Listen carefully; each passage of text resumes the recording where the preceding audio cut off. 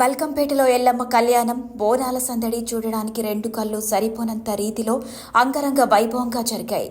తల్లికి మనసారా భక్తులు బోనాలు సమర్పించుకున్నారు. ఇక రథోత్సవం చూసేందుకు భక్తులు అధిక సంఖ్యలో తరలివచ్చారు. వర్షంలోనూ అమ్మవారి ఊరేగింపును కొనసాగించారు. వేలాది భక్తజనం నడుమ పోతురాజుల విన్యాసాలు ప్రత్యేక ఆకర్షణగా నిలిచాయి. బల్కంపేట ఎల్లమ్మ తల్లి కళ్యాణం మరుసటి రోజు ఏటా రథోత్సవం కన్నుల విందుగా నిర్వహిస్తున్నారు. అమ్మవారి రథోత్సవాన్ని వీక్షించడానికి వేల సంఖ్యలో భక్తులు తరలివచ్చారు. ఎస్ఆర్ నగర్ పురవీధుల్లో రథంపై నుంచి అమ్మవారు దర్శనమిచ్చారు. జిల్లా collector Harichandra, PCC vice president doctor Kota Neelima ప్రారంభోత్సవ వేడుకల్లో పాల్గొన్నారు. మరోవైపు పోలీసులు ఎలాంటి అపశృతులు చోటు చేసుకోకుండా పకడ్బందీ చర్యలు చేపట్టారు. ఎల్లమ్మ తల్లికి ఈ రోజు కళ్యాణ ఊరేగింపులో వెళ్తున్నాము. మేమందరం కూడా అమ్మవారిని ఘనంగా అందరూ ప్రజలందరూ కూడా తీసుకుని అమ్మవారిని వారి నిన్న కళ్యాణ ఉత్సవంలో ఈ రోజు ఊరేగింపు చేయడం జరుగుతుంది. ఆ ఊరేగింపులో ఆ అమ్మవారిని వాయిద్యాలతో, ఆ మేళాలతో, తాళాలతో తీసుకోవాల్సిన అవసరం ఉంది. దానికి మేమందరం కూడా ఎల్లమ్మ తల్లికి మీరు వాయిద్యాలు కూడా పెట్టాలి అని, ఎందుకంటే డిపార్ట్మెంట్ వారు వేరే ఇబ్బందులు ఉన్నాయని ఆపడం జరిగింది. అది ఆపకుండా ముందుకు వెళ్ళాలని మేము కోరుకుంటున్నాము. ఎవరి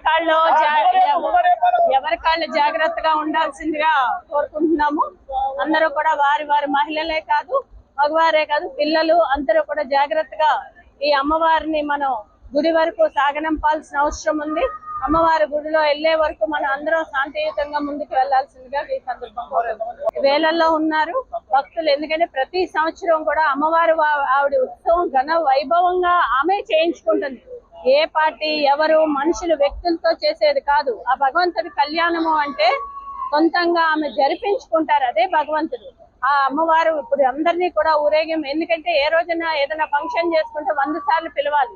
కానీ అందరూ కూడా మనస్ఫూర్తిగా వారికి వారు వాలంటరీగా ఇక్కడికి వచ్చి అమ్మవారి కళ్యాణంలో పాల్గొంటున్నారంటే ఆ భక్తి భావం మన భారతదేశం, మన భారత భూమి మీదే ఉంది. ఆ భారత భూమిని, ఆ కల్చర్ ని, మన ప్రకృతిని కాపాడాల్సిన బాధ్యత మనందరిది.